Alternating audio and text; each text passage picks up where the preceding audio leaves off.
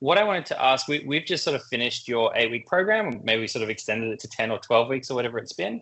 But I guess first and foremost, what would be really helpful is if you could share a little bit about what you were, I guess, struggling with or dealing with that sort of led you to, starting the program with me. So what was going on for you? Yeah, awesome. Thanks, Matt. So prior to seeing you, about maybe a year and a half prior to seeing you, I was experiencing hip pain. So I'm a very active person. I like to do a lot of different things and probably what a lot of people would consider extreme adrenaline things. So I was experiencing pain in my hip, in my right hip. And while I was doing this, I was doing, as I said, a whole bunch of stuff, including kite surfing, horse riding, yoga, running. I started paragliding, I was scuba diving, you name it. I was enjoying all that. Oh, I also started circus, which was fun. So I was like, cool, maybe I'm just overdoing it. Maybe, I just need to take a little break. But even after taking a little break and having a bit of a rest, still was started to experience it kind of day to day, just walking around. And that's when it started to trouble me. So I went down the usual route, which is go to a doctor, go see a physio, get a referral, and went through all the kind of like micro exercises that physios help you with. Didn't help. 6 months later, my physio is stumped and he says, I think we need to send you to get an MRI because you might need to have some surgery. Lo and behold, on the MRI, there's a tiny little tear in the labrum and they say, well, the only thing that can fix that is surgery. So I kind of talked to a whole bunch of other people because I really didn't want to have surgery, but everyone kept telling me that it was going to be a quick, easy fix. Many people get it, it's in and out, 3 months later, happy days, you're off doing everything else you like to do, which is all the crazy things I like to do. And so I thought, cool, no worries, sounds easy. So I did go through the surgery. 3 months later, still experiencing pain, going to my physio, going to the surgeon, doing everything they're telling me to do, which was, going to the gym 3 times a week, doing very traditional strengthening exercises, weights, etc. After about another 6 months, when I was still experiencing pain, all of a sudden everyone was like, that's not normal. So that's what kind of annoyed me about it, is that I thought I was having an honest conversation the whole time saying, hey, is this normal? And everyone said yes, until suddenly there was a time when it was no longer normal. And then I guess from there on, they said, well, sometimes these surgeries go wrong, very, very small percentage of that time, but we think it's scar tissue that's impinging on the nerve in your hip. Scar tissue has been caused by the surgery. So let's have more surgery. Let's cut out the scar tissue and that should get rid of your pain. See you later, happy days, no worries. And this is where I started to get very suspicious. I'm like, hang on a minute, this is what you said in the first place. How can more surgery fix an issue with surgery? So when I started to talk to more people about that, then I found out that actually some people end up in this spiral of never-ending surgeries from this sort of stuff. And I thought, that sounds terrible and expensive and painful, and I really don't want to do that. So the cool thing about finding you again, Matt, was that I had seen you prior for a wrist injury. I couldn't remember what it was. I was going to sort of preface that we'd met back when I had the clinic. And I was like, I think it was a wrist thing, but I feel like maybe there were a couple of other things. Anyway, I couldn't remember what it was. So it was a wrist thing when you came in, but that would have been what, like 2018 maybe, or something? Probably, 19? yeah, probably around like that, because it was the end of when I was finishing uni, and the reason I was seeing you was because I was experiencing that RSI and I couldn't finish my uni exams, which was a pain. So yeah, we'd seen each other prior, and I'd seen that you had this really cool holistic approach to everything, but it wasn't until I had a conversation with my brother, who had also seen you, that he reminded me of how well your help and your programs had worked for him, for a similar thing, in that he was diagnosed for something in his knee that also many surgeons said would require surgery. He also didn't agree with that, and after seeing you and working with you for some time, he said he doesn't experience knee pain at all, does all of his favorite things, all the activities he likes to do, and he just maintains it like that. So I think what was really pivotal for me was that I had a conversation with someone I really trusted, and I had previously met you and seen your work and seen that you were really trustworthy and you were really knowledgeable. And I genuinely came to you being like, Matt, I don't think you're going to be able to help me, but I really want to give it a try because I don't want to do surgery. And lo and behold, you have helped me enormously. So thank you for that, Matt.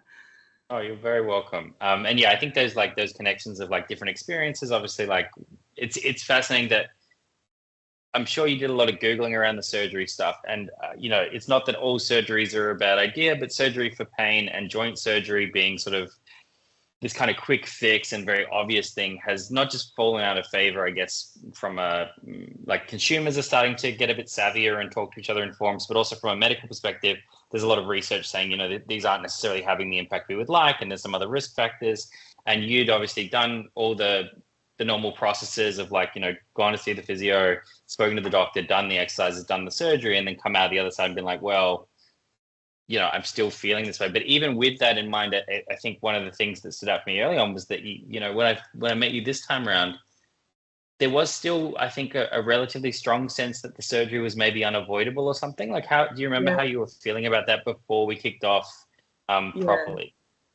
Yeah, I think it was because, as you say, Matt, it's really tricky to get kind of varied opinions or honest opinions sometimes in the medical industry. And I think it was because either just, you know, there were no other options that people knew of, in which case they kept pointing me back to surgery, or it was just a problem that people didn't understand. Because what I really liked about when I first had an initial conversation with you was that you said to me, well, it's really interesting you had pain before surgery, pain after surgery, and from what you're telling me, the pain is the same, or it feels the same. Therefore, we can potentially rule out that surgery wasn't the cause of the pain in the first place, or something that required surgery wasn't the cause of the pain in the first place. And I really liked that. That really opened my mind up to the fact that, yeah, the more we talked and the more you helped me understand anatomy and what goes on in our body when we experience pain, was that you're like, you can't actually experience pain from the thing you've been diagnosed with. And that kind of blew my mind as well, because it just made me realize that, yeah, there are interesting conversations you have with different medical practitioners, and you might not always be getting the right answer. Yeah, so I think the conversation that we had around the joint was very much, if you have a pain, like the specific characteristic, and then there's this idea that pain is coming from just the labral or just the, you know, whatever, insert fancy joint name, cartilage, what have you. If you have that pain prior to it, we say, you know, we think it's coming from here. We fix that, you know, objectively, we fix the tear, what have you. And then the same pain is there straight away afterwards and continues on. It's not so much that there wasn't a tear there, it's that it's very hard from a purely objective point of view to be like, cool, well then like that's like confirming that area was significant. I talk a bit about the fact that joints are poorly innervated and that we don't necessarily feel our joints. And so the idea in the modern world, or sorry, not modern, how do I want to say it? The idea that the joint is causing the pain. Yes, we can have a swollen joint. Yes, it can, you know, irritate nerves in the area. But the idea that the joint itself is likely to be the primary cause of pain, as opposed to the muscular function around it and our relationship with the pain, I think starts to, at least in my, you know, 2 cents, kind of fall away in terms of the logic. So yeah, you'd had a pain, you'd had the surgery that was meant to objectively affect the thing that was causing the pain, and you had the same pain after the surgery, which is really that kind of opportunity for us to say, well, let's, in a world of all these different ideas and forums, as you mentioned, different varied opinions, let's try and find some semblance of an objective.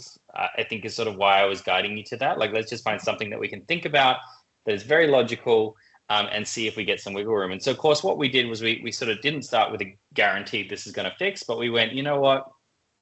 We probably have some permission here to try some different things. And so we started with the program. And I'm kind of curious, what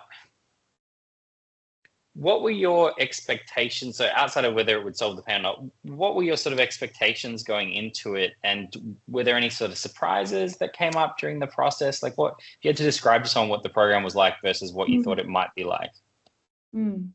I mean, I think what I enjoyed a lot about it, Matt, was the fact I'm a scientist. So I really loved the conversations that we had about anatomy. And, you know, you were very frank and honest. It's like we as humans evolved to do different things than what we do in our modern world. And so if you consider that, it makes so much sense that we need movements that mimic what we, would have been doing as our bodies evolve, because that's what our bodies are designed to do.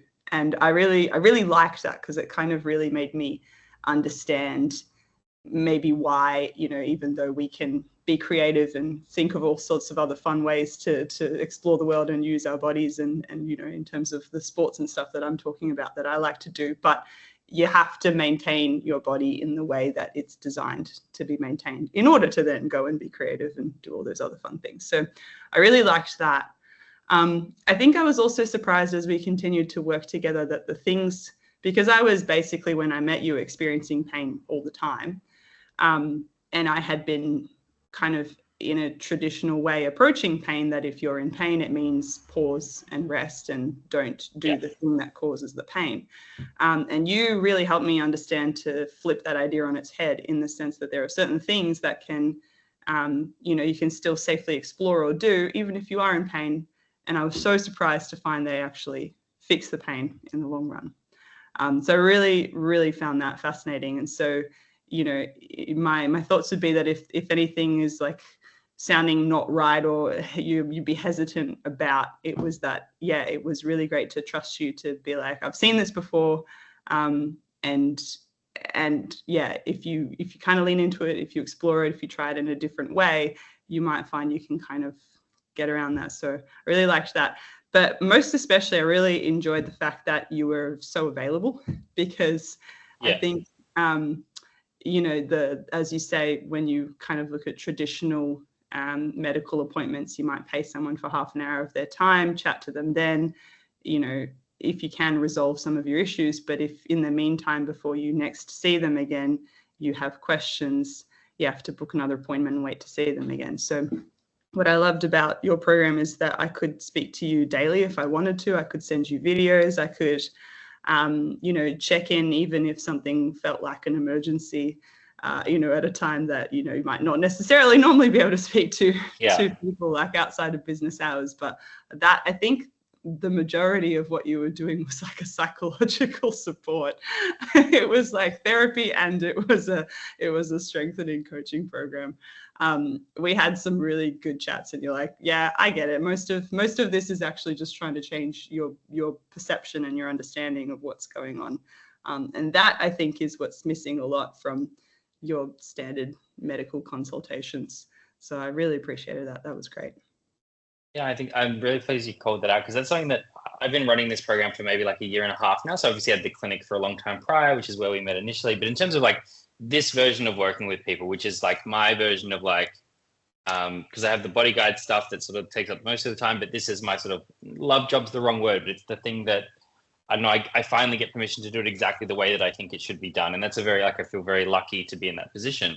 But yeah, even the first few people that went through the program, to me, it seemed quite apparent that this huge value thing that was happening was that people just didn't have to worry as much anymore, because they were already sort of locked into a process and they could ask questions whenever they wanted. And I remember you and I, after a couple of sessions, and one time was at the park session that we did, but there was another time when we were leaving one of the gyms, and I could sense a bit of anxiety or worry in you. We'd done a lot of content. And I just said, Marie, ask me 2 more questions. But then if you have another one, text me when you get home and call me later on. And I could just sort of see in you, and I've seen it in other people, just this oh. And that ability to calm down, I think, is like a big part of your body just being like, cool, we've got this from here. We feel supported, because the alternative is, oh shit, I need to remember all my exercises really well, or what if I forget, I won't be in for another week or not. And the other piece of, I think, when you do it with traditional care, which is, appointments each week, as soon as you sort of start to get better, you kind of incentivize to stop going because of the cost of it as well. And so I always talk about people we have to give ourselves emotional permission for the things that we purchase, right? And while we think of healthcare as being not a handbag, right, or like a dinner out or whatever, it kind of is. It's well, do I spend that $100 on that or something else, or should I save it? How am I apportioning this? And so healthcare spend, when we're being reactive, is very much tied to am I sore enough to keep going? Can I carry it from here? Have I already spent too much money? And I think the combination of just daily support means you don't have to cram things in, but also like whether you're feeling good or bad in week 2, you've got another 6 weeks at least to kind of solve it. And there's just something about that dynamic. I said to someone that I felt almost like a body project manager. Because, if we were running behind and you had this experience doing it, I'd just say, Marie, can we get an extra half an hour together? Or I need to catch you to have a conversation about this. And it is just really, I think, very foreign to how people are used to interacting with healthcare practitioners. So, I think it's really great that you called that out. You kind of skipped forward. I've got all these questions prepared that I have that we always get off track on. But what about something like a negative about the program? What about, was there anything that you didn't enjoy? It doesn't mean that I did a bad job, but what did you not enjoy or find frustrating, or was there anything at all there? Oh, Matt, you're putting me on the spot. I don't want to say any of that. I honestly can't think of anything. I guess, What about time commitment as an easy one while you think about other things? Like, did it feel like a lot of time? Did it feel like not a lot of time? What did it feel like? I was just thinking that kind of maybe one sort of, I guess, frustration I was experiencing, and this could be a product of the fact that I had already been through several kind of medical experiences related to this. For me, it felt like I'd already been sitting on this problem for about 2 years or nearly 2 years. So by the time I came to see you, I think I was just experiencing a little bit of impatience and frustration that I just wanted to get cracking. And I think, starting with you, there was a little bit of like a learning curve. There were points at which, and you had really, really prefaced this, which I really appreciated. You're like, you will experience flare-ups, you will experience more pain than normal. Don't think that means it's not working. And so I think whenever I reached that sort of hurdle, I felt a little bit frustrated and unmotivated. But it was really great to keep, as I said before, in touch with you and reminding myself. And I remember the first time I experienced that flare up, and we were due to see each other in the gym in a few days, and I just didn't contact you during that time because I was like, well, I'm in pain, I can't do anything. I remember. Yeah. And then you came in and you were like, well, you could have done your split test, you could have called me. So that was really nice to be reminded of that. I was like, oh yeah, true. So yeah, maybe it was this, like I was just keen to get it done. And I think, as you say, it's an 8-week program and it will go up and down along the way. So it was good to just remind myself of that. And even now, after 8 weeks, still working on it now, and I'll continue to work on it. And I think it'll be a lifelong commitment, as we spoke about, which is also really great. But I think, another thing was that it is consistency. Like you wrote me a schedule, and you wrote me kind of, as you said, it was great. We had a spreadsheet, we had a schedule, and you would keep track of all the exercises I was meant to do. There were links and videos to how to watch them. So again, as you mentioned, a way not to forget in between seeing each other. But it was a commitment, was a time commitment. And the times where I'd slacked off and I didn't experience like the things that I wanted to experience, it's just a reminder, like in the end, it's up to you, right? It's up to me. So as much as you put in is as much as you get out. And that was really great to see when it actually came through. Yeah. So I think the time commitment and the consistency is something that people often call out, just like they spend a lot of time on it. And I find it interesting because I don't know if I think it's a huge time. Sometimes people are like, oh, it's spent so long on this. I'm like, cool, like good, like great, we got the outcome. But I'm always kind of interested in how much people naturally spend on it. I think part of it ties back to what you were talking about before in terms of like what we want to do when we're sore, right? So culturally, we have had rest and anti-inflammatories and avoid movements that create pain baked into us as being like the responsible thing to do, the purely sensible thing to do. Whereas if I get sore, I'm like, cool, I need to get access to a gym. Like I need to go turn on the right muscles and, get things moving properly again. And so I really see pain, I guess, or discomfort as a symptom of an absence of the correct movements. And I think that's the process where like in the first few weeks, you're like, I'm sore. So I like, don't do it because I'm feeling a bit bummed out about it. And I've got the weight of the last year and a half's experiences and, even simple stuff that's, maybe not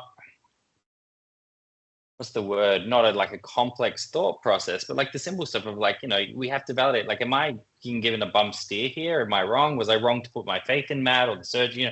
There's a lot of emotional stuff that comes up around this that we just think like, we think what's happening in our brain is pain, not pain. But actually there's a whole host of emotional states that are sort of we're cycling through. And so, yeah, when you had that flare up for a few days and you didn't do anything, I'm like, cool, well, like, next time call me as soon as it happens and we'll get you to do some of the right movements, and I think your flare up will disappear straight away. And what happens behind that is a new relationship where this is very common with people with back pain, particularly like people in their 40s and 50s and onwards. They hurt their back and they catastrophize because all the other times they've hurt their back, it's taken them 2 months to get back to feeling good again, right?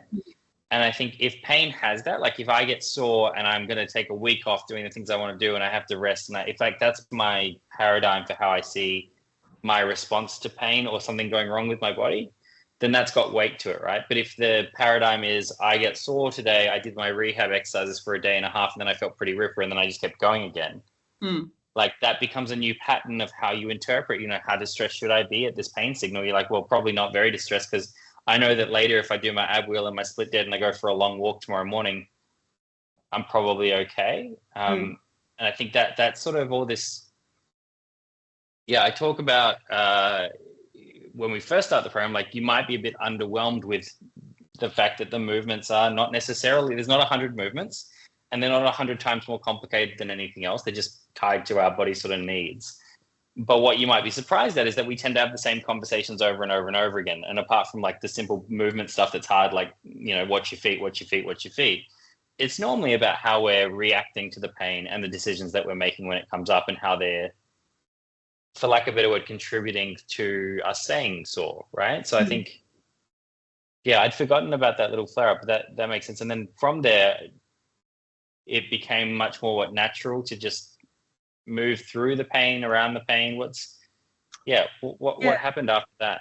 Well, it's interesting you call out the the repeated conversations, because I thought that I was like, I'm just asking you the same questions over and over, maybe because I don't understand, or maybe because I just can't wrap my head around this. Like it was trying to break down a very traditional way of experiencing pain, and as you say, that cycle of pain, rest, and then hoping the pain goes away. Whereas this was like moving into it, exploring it. And I loved every time I experienced pain, you'd always get me to stop and ask me about it. And I had to actually really learn to describe it, because I was just like, it hurts. And Matt's like, yeah, but how does it hurt? Where does it hurt? What's the frequency? What's the, what's the amount, etc. Like, can you do more stuff? Can you do less stuff? And then as we talked about that and explored that, I was like, oh, actually, yeah, you're right. It is changing. I can do more. I'm experiencing it in different ways, and all of that reminded me that each of those changes is a little improvement, or just even the improvement of understanding it better, even if it didn't feel like an improvement at the time. But looking back on it now, I can see that was an improvement. But in my brain, I was just like, I have pain and I don't want to have pain. So the only way I define improvement is if the pain is gone. And so it wasn't quite that. And so that was really cool. That was great to experience. And now it's something that I've taken away from this, that every time I feel that, I'm sort of checking it and being like, okay, what is it? How am I experiencing it? Can I solve it or move through it? Or, I'm sure we'll get to it in this interview, but like that movement of load, and how can I move it through my body in a different way? Yeah, I think there's two things there. So one is I experienced pain just then when I did a movement, and I therefore want to kind of avoid it, say. And then us saying like, well, let's repeat the movement slowly. And then often it's like as simple as like, oh, I had hip pain on that squat. Cool. Where did the weight go in that foot or that knee? Oh, now you can sense that. Turn the knee out, shift the foot. Oh, the pain's gone, and I've just done the same movement again. And so we sort of start to like, we can look at it. Whereas, typically we just be like, well, it's sore. Like, I don't understand. It's just sore. It's bad. It's all bad, right? So you can have these kind of acute experiences where you're like, oh, like there's more information here that I'm not tuning into, right? And more stuff that I can sense. And as we work on these things, we stop being so focused on pain and we start seeing all the stuff around it. And then the second piece you touched on there is really how we make sense of our recovery and how we stay confident and keep those sort of emotional reactions sort of at bay, which is those three markers. So like, as long as one of these three markers is moving, we're happy with your progress, right? If the frequency of the pain has changed, so we used to get it weekly, now we get it every fortnight, Great, that's an objective marker that things are improving. Mm. Severity of pain used to be a 10, now it's an 8. Great. Yeah. And then there's capacity, like, oh, I'm like the same amount of pain and the same sore, but I can do 10 times as much. And some weeks, all 3 of those markers move in a positive direction. Some weeks, one goes worse, you're sorer, but actually did way more, and actually you hadn't been sore for a while. And 2 out of 3 are moving in the right direction. But I think as long as one of them is moving relatively frequently in a positive direction, then you're in a pattern and a stream that you should keep going in until they stop moving. Right. So even if you kept working with me and they all stopped moving, we'd be like, cool, then like my program is no longer the correct program. Let's find what the next thing that your body or your brain is sort of looking for to get past this. But there is just a trust the process thing that's very, very hard, not dissimilar to like how we feel if we're really hungover, right? Or have the flu. But like a hangover, I think is an easier one to think. Like if you remember back to a really, really bad hangover, when you're in it, it feels like it is never, ever, ever going away. It feels like your whole life is cooked. You're a bad person, right? Like most people get that crazy anxiety around really bad hangovers. And then 4 or 5 o'clock in a night's sleep, and they're like, oh, actually, my life is pretty okay. I just really should stop drinking. But there's I don't know what you're talking about, Matt. I've never experienced that. Flu. When we are down in the dumps, it feels as if we will never get out. And sometimes we're only half an hour from out. But when we're in it, it's very difficult. And so, yeah, I think as you were progressing through it, and you already said like the weight of, like, I'm not inheriting anyone fresh, for lack of a better word, in that I'm not inheriting them at the start of their pain journey typically, right? So you and I might have had an amazing result in 5 weeks flat, right? But the reality is that result actually took you a year and a half to get to because you'd gone through all these other processes and steps. So the experience for anyone going through it is often a lot bigger. Yeah. And the timeline feels challenging, right? It's the weight of the timeline that often contributes to when we're like, I'm so sick of this, I just want it to be over, I'm out, right? You have the worst job, Matt, because you get all of us with all of our emotional and medical baggage, as opposed to all the physios and doctors and surgeons that get us fresh and happy and optimistic. I mean, surgery is a fascinating one in that it's like close to that like painkiller thing that's very compelling for humans. Oh, I can just do this thing and it's solved. Great. Like we want that. And like massage therapy stuff is also pretty compelling because it's passive. I can just go there and pay $100 and lie on a table and you'll take care of this for me. And of course, as humans, we naturally gravitate to what feels efficient within the context of our education around what bodies need, right? And so I think it's very natural that we gravitate towards that, both on a personal and a cultural level. But eventually you get so frustrated with it, you're willing to, do the work, for lack of a better word. Yeah. Well, that's what I was thinking, because when you're asking me, I want to just go back to it about the time commitment thing. Like, I agree, looking back on it, it's not necessarily a big time commitment, but I think it's because we as humans, we're inherently lazy and we don't want to do the stuff that we might consider like boring, which is this maintenance stuff. We want to do the fun stuff. And so therefore, we don't want to put in the work. But I think what's interesting about this program is that even like it's just the consistency. And as you say, I think I maybe spent like half an hour exercising when we did the exercises, and that when I look back on it, it's like that's a standard amount of time you might exercise if you want to exercise daily, depending on your goals. But yeah, it wasn't too much. And you'd like to kite surf longer and ride horses longer, or like there's lots of ways in which that time commitment is kind of a fairly calm one. But it's super common that people are like, man, I spent so long on that bloke program. With the type of exercises, so if someone's theoretically, we're filming this because someone's watching this. Hello, viewer. Breaking the fourth wall. But theoretically, when they hear us talk about exercises, if they're seeing it in a context of like traditional physical therapy or osteopathy or personal training, whatever, any of them, there's like a type of an exercise, right? Like you said at the very start of this call, I think you said maybe not isolation exercise, but this idea of like, when we're sore, it's because one spot's weak and we strengthen that spot and we do our little diddle-a-diddle-a-da, or we do our little clams or whatever. The type of training that we do together, did you feel that was similar to that? Was that different? And if it was different, how was it different in terms of the types of, say, exercises or what it felt like to do them? I think it was very different. And I think what I was surprised about was that it was not what I expected, because as you say, so yeah, when I first presented to the physio, I did, very small isolated exercises with bands and resistance, just like, stretching my leg in different positions against, like with the resistance with the bands. And I'd never experienced anything different to think that that's not going to help. And like you say, the problem was like holistic. It's about moving load through your whole body. It starts at your toes and ends at the crown of your head. So if it's not moving properly through your whole body, of course, moving your leg like this much against a little elastic band is not going to work. So I was surprised at what you gave me to do that actually did help. Like we were doing, like when after surgery, I was going to the gym, but I was doing squats and I was doing strength training, but it was very traditional. It was like leg press and just like your traditional static squats. And what's funny about that is that helped for a while, but then it didn't. And so it wasn't until I saw you that you had showed me the split dead squat that I was like, oh, this is actually the part of the movement that was really nourishing and nurturing and helpful. Yeah. But the position, it was all about the position of my hips. So and then what I also really liked, I thought very, very interesting, was that you're like, there's basically only a limited number of things that you need to do to solve all problems. And I was like, what? I think you said 4, but correct me if I'm wrong, but you were like, yeah, and that's it. And I was like, Matt, how are you not just like selling this program to everyone if everyone only needs to learn 4 basic exercises? Meanwhile, we're all trotting off to physios and getting like these tiny little movements to help solve problems. So yeah, very, very much eye-opening in that sense. I guess they were unusual.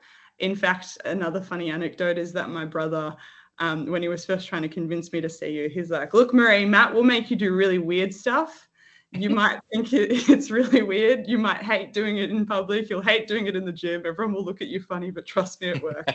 Once you get over that, like I think at one point you maybe put a backpack on and fill the backpack with all the cans in my pantry. Oh, the weighted arabesque. Yeah. And then do an arabesque. I'm like, Matt, this is so embarrassing.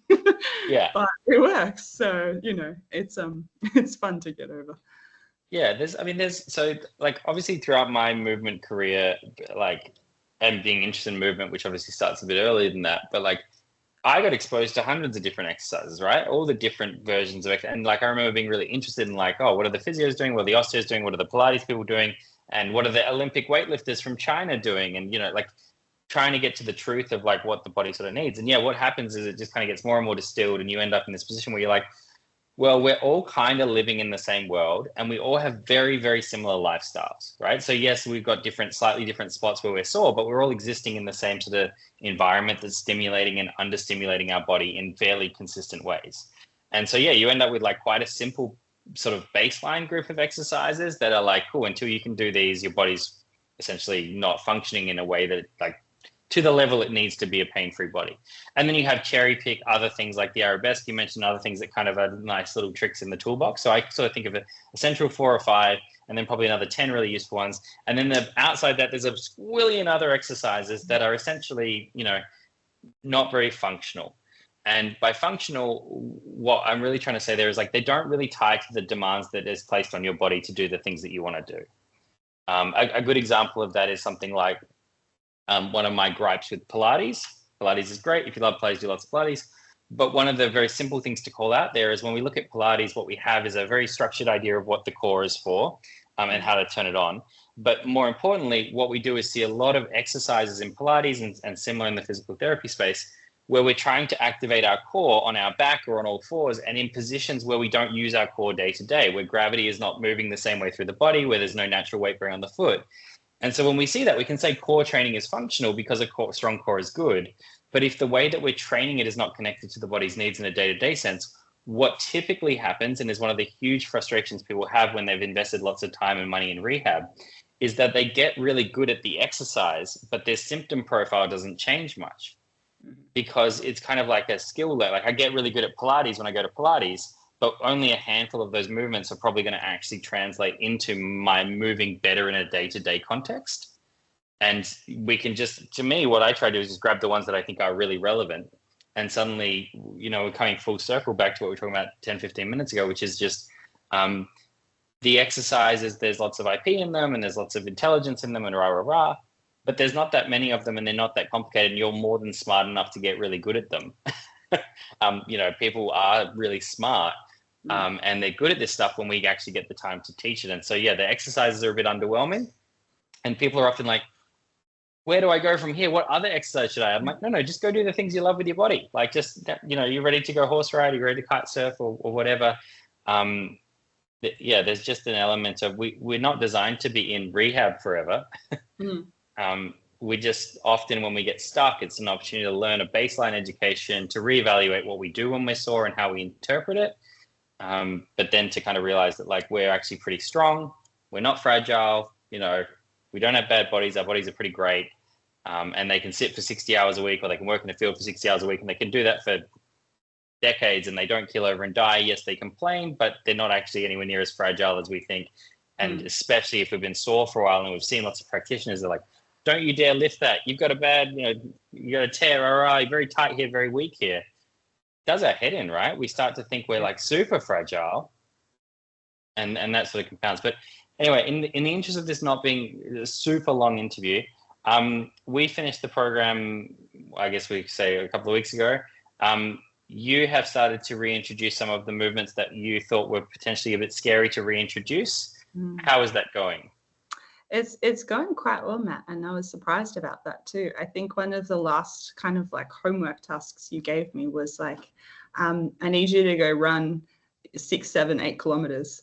And I was like, no way, Matt, I can only run like 1 kilometer, and I can only run like every 30 seconds I stop and I readjust to this new technique you've shown me, striking forefoot or midfoot first, and like really strong up core, all this stuff. And and then it was really nice you were just like, I don't care, go run, even if you run terribly. And I ran, and I came back, I was like, Matt, I can't believe it. It didn't hurt. None of it. Like, everything else in my life is painful, but the running 6 kilometers was not, even though I ran according to the new technique really terribly. And so that was really reassuring. And again, as much as we've talked about like the psychology of all of this, I think that was kind of the last thing. You're like, I need you to just break this idea that you can't do it. And then I think that was it. After that, I went to dance class, which I'd really missed and really enjoyed. And dance class was one I was worried about, because dance traditionally involves a lot of stretching and a lot of like extended movements. And that was something I was avoiding because it was really flaring up the hip pain.